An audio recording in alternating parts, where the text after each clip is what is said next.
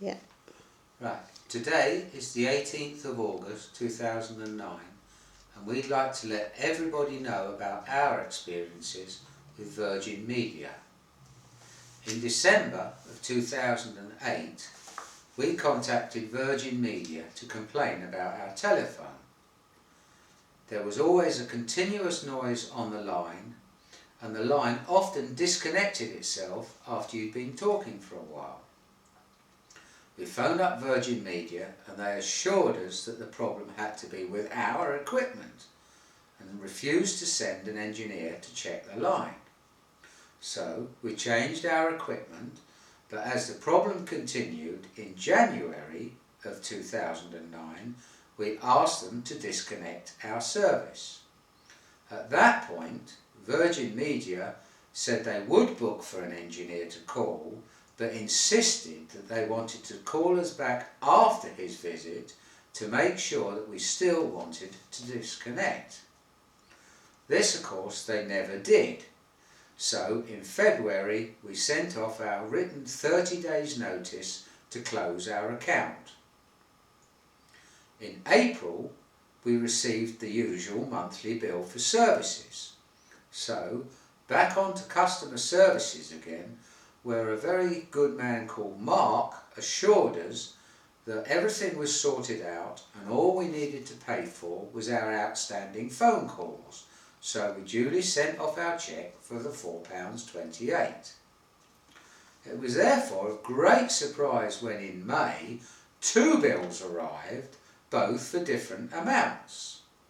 This became especially worrying because when my wife phoned up customer services again, they said that if these bills weren't cleared, debt collectors would be instructed, and furthermore, if the box wasn't returned, we would be charged a further £200 for the box.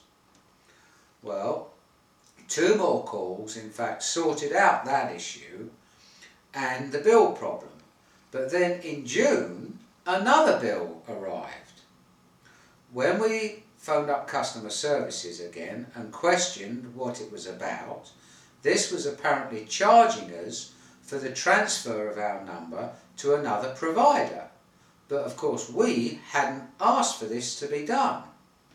However, on the 13th of June, a very helpful, I must admit, Sue Attenborough from customer services said that she had got to the bottom of the problem and confirmed that a letter would be sent to us within 7 days saying that our account was clear and that we owed nothing to Virgin Media. To this day, and I repeat, it's now August the 18th, to this day their letter still hasn't arrived. However, in July another bill did arrive. Having given up on telephoning customer services, as it seems to have no effect whatsoever, we wrote to Virgin's customer complaints service. They have written back to us, thanking us for contacting them and assuring us of their commitment to resolving problems and promising to contact us within this magical 7 days again. To date, we still have not received or heard a word. How can a company the size of Virgin Media have such an appalling customer service relations?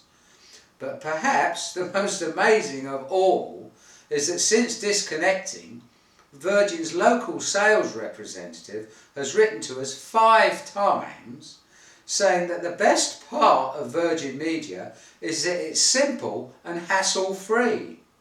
How can they say, after 6 months of anxiety, and we still haven't even received our conclusion? Okay.